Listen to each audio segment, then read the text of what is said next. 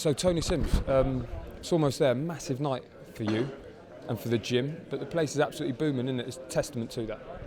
Well, yeah, it is booming, but ask me after Saturday night whether it's still going to be booming.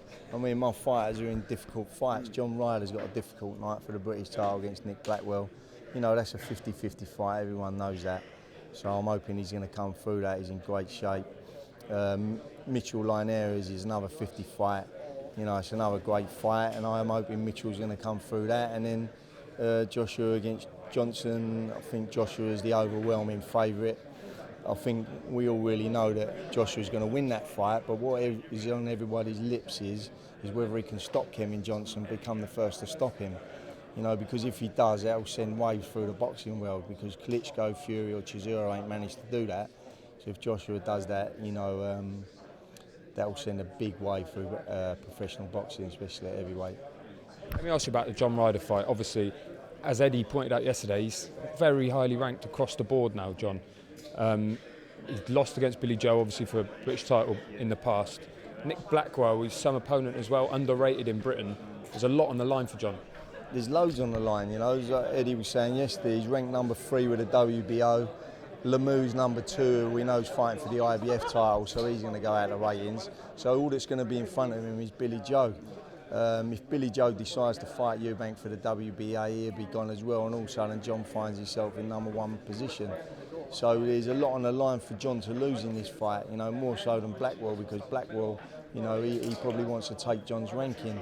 The fight against Billy Joe Saunders, it was a tight fight. To be truthful, I thought that was a draw, that fight. A lot of media thought it was a draw. I thought it was a draw that night. I didn't think John got beat. The return fight against Billy Joe will be a good fight, and that's the fight that if John gets Blackwell out of the way on Saturday night, John will be gunning for that fight again. If Billy Joe don't decide to fight Eubank, decides to do his mandatory against Andy Lee, then John Ryder will become mandatory. So you know, he can put himself in a great position. So this is the sort of fight that John's got to get out of the way. You know, Nick Blackwell's a good fighter and he's an improving fighter.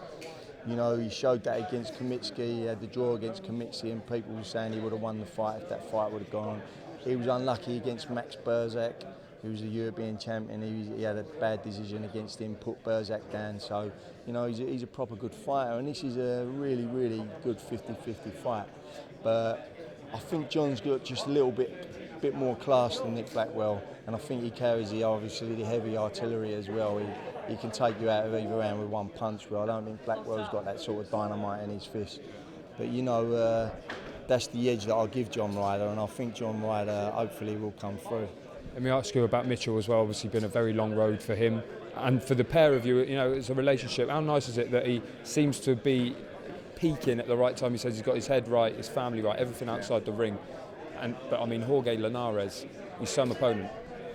Oh yeah, you know, Jorge Linares is like 3-weight world champion. You know, I remember when he won the featherweight title, and people were saying like, this is the next coming of Oscar De La Hoya. You know, he's a great fighter. I've made my fighters in the past watch him and study him because he does everything right. Technically, he slips, slides, his feet are good, fast hands, great jab, so he's a great fighter. He's similar to Kevin. I mean, I was speaking to Kevin the other day, and I think like Kevin Mitchell and Kell Brook are the two most probably talented fighters of this last decade. But Kevin ain't gone on to achieve what Kell's achieved. You know, to be classed as a top-ranked, you know, fighter of your decade, you need to go and win a world title and defend it. And that's what Kevin needs to do now. And, you know, the opponent, WBC lightweight title on the line, you know, the opponent Jorge Linares, I mean, what a fighter to come up against. And it's like I said to Kevin, you beat Jorge Linares for the WBC title, you are a true world champion.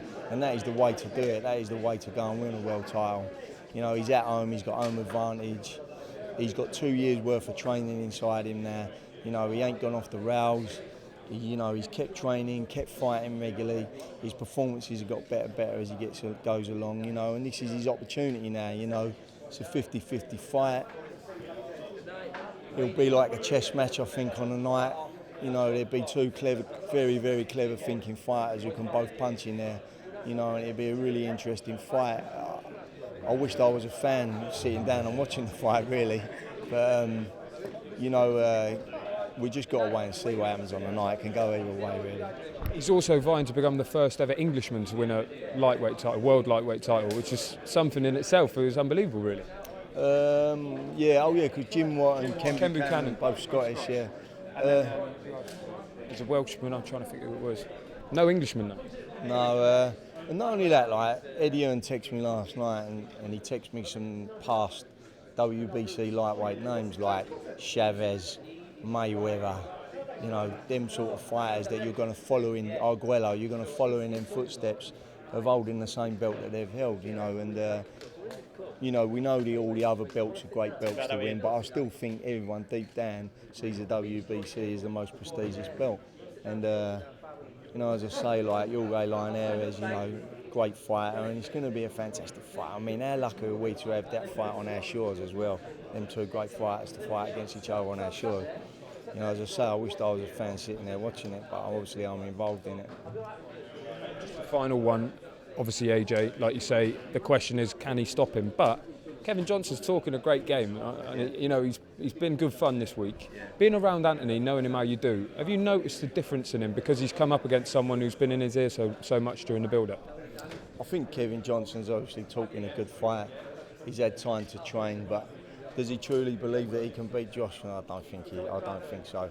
I mean, you got to look at past performances. You know, don't get me wrong, he's a cagey fighter. He's got a good left hand and that, but he's not going to cause AJ much problems power-wise. Do you know what I mean? And it's like this is the thing now. Will AJ be able to stop him? Be the first man to stop him? I believe he will. I believe he will be the first man to stop him. I believe he will take him out. Kevin Johnson's written a book. At the end of it, he explains how he's going to beat Anthony Joshua. Are you going to be buying that? Well, we'll see how many copies he sells.